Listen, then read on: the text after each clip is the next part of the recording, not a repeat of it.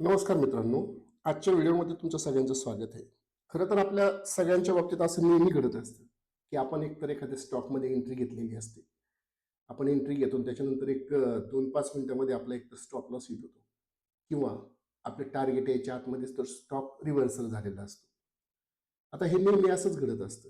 हे घडण्याचं मेन कारण जे आहे, आता हे घडण्याचं कारण काय?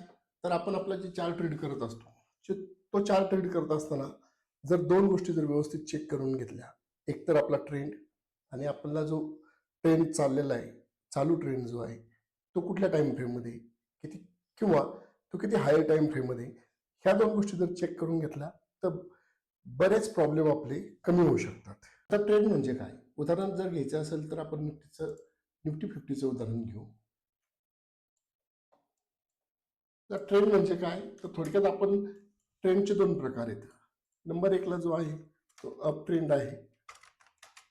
नंबर 2 ला जो आहे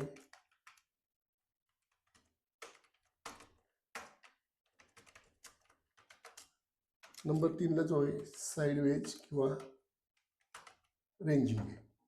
आता अप ट्रेंड म्हणजे कोणता? तर अप ट्रेंडची जी आपली डेफिनेशन आहे, तर ती डेफिनेशन म्हणजे तू कुठली आहे? तर हायर आहे, हायर लोजवरती. आता उदाहरणार्थ जर निफ्टीचा आपला जो ट्रेंड आपण घेतला, आता जर पाहायला घेतला, तर निफ्टीचा जो आपला ट्रेंड आहे, साधारणतः हायर हायवरती आहे.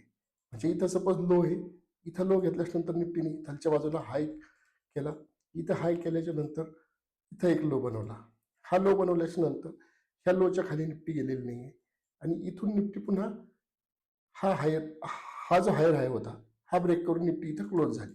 आता हा इथं ज्यावेळेस निफ्टीने हायर हाय केला, ह्या निफ्टीने हायर हायला सपोर्ट घेऊन पुन्हा निफ्टीने शेवटचा हायर हाय इथं केला. आता हा हायर हाय केल्याच्या नंतर निफ्टी इथं थोडीशी रिट्रेस झाली.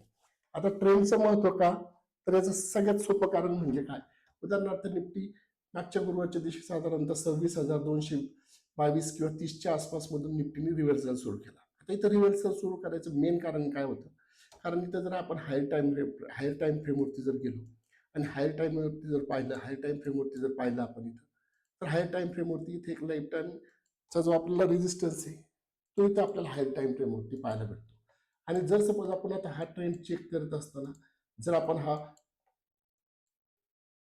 ट्रेंड जो पाहिला, हा हायर टाइम फ्रेमवरती पाहिला, म्हणून आपल्याला हा रेजिस्टन्स भेटला आणि हा रेजिस्टन्सच्या बरोबर इथं याला रिस्पेक्ट करूनच निफ्टी इथं रिव्हर्स झाली. आता इथं निफ्टी रिव्हर्स झाल्याच्या नंतर उदाहरणार्थ गुरुवारनंतर शुक्रवारच्या दिवसाचे बाजार बनवू आपण.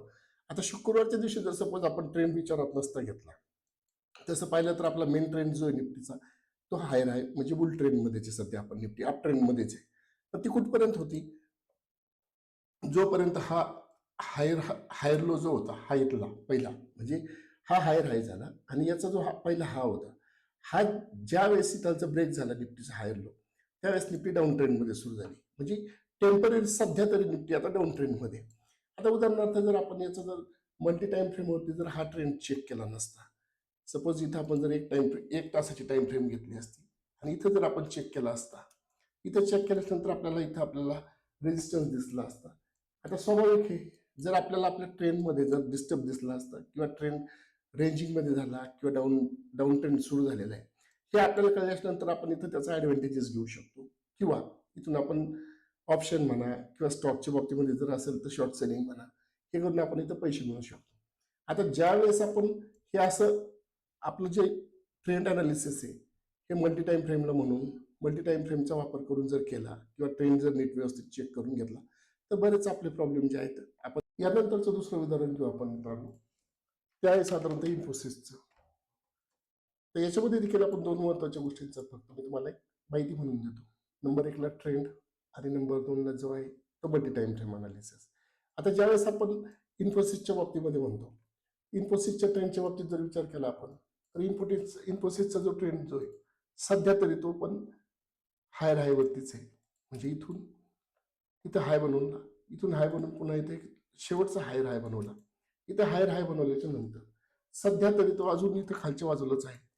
आता याचं जर आपण छोट्या टाइम फ्रेमवरती जर अनालिसिस करायचं केलं, मोठ्या टाइम फ्रेमवरती नाही पण छोट्या टाइम फ्रेमवरती किंवा मल्टी टाइम फ्रेम करू आपण, पण ते छोट्या टाइम फ्रेमवरती करू. म्हणजे कुठे? साधारणतः डेली टाइम फ्रेमवरती करू. आता डेली टाइम फ्रेमवरती ज्यावेळेस आपण याचं अनालिसिस करतो, तर याचा ट्रेंड जर म्हटलं आपण, तर हा ट्रेंड जो आहे हा डाऊन ट्रेंडमध्ये आलेला आहे. डाऊन ट्रेंडमध्ये कसं, कारण डाऊन ट्रेंडची जी डेफिनेशन आहे आपली ती लोअर लो लोअर हाय, लोअर लो लोअर हाय. तर उदाहरणार्थ जर घ्यायचं म्हणलं तर इथे एक लोअर लो घेतला, इथे एक लोअर हाय घेतला, नंतर इथून त्याचा पुन्हा एक लोअर लो झाला, पुन्हा इथे एक लोअर हाय घेतला, पुन्हा इथे एक लोअर लो घेतला, नंतर इथे एक लोअर हाय घेतला आणि फायनली इथे एक शेवटचा जो घेतला तो लोअर लो झाला, तो क्लोजच्या बाबतीमध्ये झाला. आता हे स्ट्रक्चर जर सुरुवातीला आपल्याला मार्केट सुरू झाले जर लक्षात आलं असतं, उदाहरणार्थ जर आपण डेली टाइम फ्रेम घेतली असती, डेली टाइम फ्रेममध्ये जर सुरुवातीला डेली टाइम फ्रेममध्ये तर इथं आपल्याला एक वीक रिजेक्शन दिसते. आता ही कॅन्डल क्लोज झालेली म्हणून आपण वीक रिजेक्शन म्हणू शकतो. पण ज्यावेळेस आपण टाइम फ्रेम 15 मिनिटाची वापरत असतो, तर पहिली कॅन्डल ज्यावेळेस क्लोज झाली आणि दुसरी कॅन्डल जी 15 मिनिटाची तर ती पूर्ण बेरिश दाखवलेली इथं. आता ही कॅन्डल बेरिश मी याला का म्हणून, तर साधारणतः मोमेंटमचा जो नियम आहे आपला, मोमेंटमचा नियम काय, ज्यावेळेस कुठला पण अप ट्रेंड असतो, अप ट्रेंडमध्ये अशी कुठलीच कॅन्डल नसते, कधीच नसते. रिट्रेसमेंटची एखादी छोटी कॅन्डल असू शकते. याचं साधं उदाहरण जर आपल्याला पाहायचं असेल तर जास्त लांब नाही, हे इथंच पाहू आपण. आता इथं ज्यावेळेस याचा ट्रेंड सुरू झालेला होता, इथं तुम्हाला अशी कॅन्डल कुठंच दिसणार नाही, कारण याचा मोमेंटम जो होता तो अगदी चांगला मोमेंटम होता. हा आहे एक छोटी कॅन्डल आहे, हे इथं जर पाहिलं बारीक आहे, पण ही रिट्रेसमेंटची कॅन्डल आहे, प्रॉफिट बुकिंगची कॅन्डल आहे, ही काही मोठी कॅन्डल नाही. त्या मानाने जर 15 मिनिटाच्या टाइम फ्रेमचा जर वापर केला आपण तर ही कॅन्डल खूप मोठी होती. आणि हा जो ट्रेंड होता हा पूर्ण चेंज झालेला ट्रेंड होता. आणि इथं आपल्याला त्या सुरुवातीच्या साधारणतः 15 मिनिटं झाली नंतर एक अर्धा तासामध्ये हा ट्रेंड चेंज झाल्याचा सिग्नल आपल्याला इथं तो कॅन्डलच्या माध्यमातून दिसतच होता. 5 मिनिटाच्या टाइम फ्रेममध्ये जर बघितलं आपण तर इथं ह्या सगळ्या कॅन्डल जर पाहिलं तुम्ही, असं स्ट्रक्चर जे ज्या वेळेस मोमेंटम चांगला असतो, जर सपोज आपण आता इथं जरी पाहायचं म्हटलं उदाहरणार्थ, इथलचा जो स्ट्रक्चर जे हे लो मध्ये घेतलं, इथं जर आपण छोटा हाय घेतला, इथं छोटा हाय घेतल्याच्या नंतर इथं पुन्हा एक हायर लो घेतला, हायर लो घेतल्याच्या नंतर इथं पुन्हा एक हायर हाय झाला, पुन्हा हा हायर हाय झाल्याच्या नंतर इथे एक पुन्हा हायर लो झाला आणि हा शेवटचा हायर हाय इथं झाला. पण हायर हाय झाल्याच्या नंतर इथालचं जे स्ट्रक्चर आहे, ठीक आहे इथं स्ट्रक्चर चेंज नाही झालं, पण मोमेंटम मध्ये इथं चेंज झालेलं आहे. तसं ह्या इथालच्या बाबतीत जर आपण पाहिलं तर इथालचा मोमेंटम जो आहे तो पूर्णपणे लूज झालेला होता आणि त्याच्यानंतर मार्केट जे आहे ते डाऊन ट्रेंडमध्ये सुरू झालेलं होतं. ठीक आहे, इथे गॅप अप घेतलेला होता मार्केटने, मार्केट वरती गेलं पण इथून झालं. आणि ज्यावेळेस इथं लो झाला, इथं ज्यावेळेस हायर लो घेतला आणि हायर लोला पुन्हा इथे कॅन्डलनी ब्रेक करून टाकलं, त्यावेळेस मात्र कन्फर्म हा डाऊन ट्रेंडमध्ये आला. आणि मल्टी टाइम फ्रेमवरती जर आपण पाहिलं असतं याचं, आता मल्टी टाइम फ्रेमवरती जर आपल्याला साधं जर डेलीमध्ये जर बघायचं असतं तर आपण डेली कॅन्डल जर घेतली असती आणि याचा रेजिस्टन्सला जर मार्क केला असता आणि पुन्हा 1 तासावरती जर स्विच झालं असतं किंवा 15 मिनिटावरती झालं असतं, तर आपल्याला याचा ट्रेंड जो आहे लक्षात आलेला असता. आणि ज्यावेळेस आपल्याला ट्रेंड डाऊन ट्रेंडमध्ये किंवा अप ट्रेंडमध्ये हे लक्षात येतं, त्यावेळेस आपण संभाव्य चुका आपल्या आपण टाळू शकतो.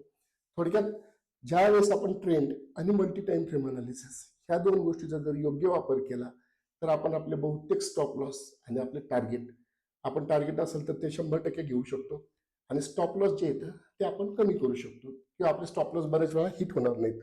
आणि ज्यावेळेस आपण एंट्री घेत असतो, एंट्री घेत असताना ज्यावेळेस तुम्ही सपोर्ट किंवा रेजिस्टन्स पाहत असता, शक्यतो जर तुम्ही 15 मिनिटामध्ये जर एंट्री घेणार असेल तर कमीत कमी 1 तासाचा सपोर्ट पहा, तरच तुम्हाला तो सपोर्ट टिकल. अदरवाईज जर तुम्ही 15 मिनिटामध्ये एंट्री घेणार असेल आणि 15 मिनिटाचा सपोर्ट पाहत असाल किंवा 15 मिनिटाचाच रेजिस्टन्स पाहत असाल, ते वर्कआउट होणार नाही. आजचा व्हिडिओ मित्रांनो तुम्हाला जर आवडला असेल तर नक्की चॅनलला सबस्क्राईब करा.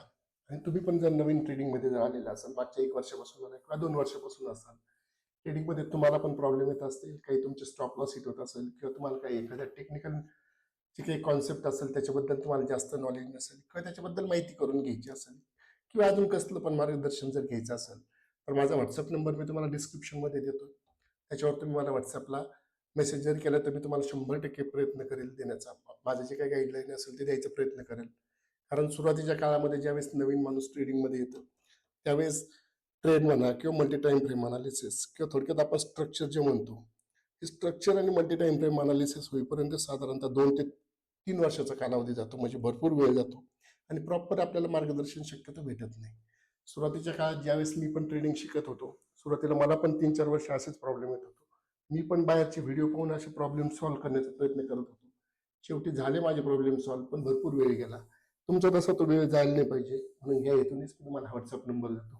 तुम्हाला जर काही अडचण असेल तर बिनधास्त मला मेसेज टाका, मी तुम्हाला 100% प्रयत्न करेन. आणि हो, तुम्हाला जर चॅनल आवडलं असेल किंवा याच्यामधलं कंटेंट जर आवडलं असेल, तुम्हाला अजून कुठल्याबद्दल माहिती पाहिजे असेल तर कमेंट करून मला प्लीज टाका. मी 100% तो व्हिडिओ करण्याचा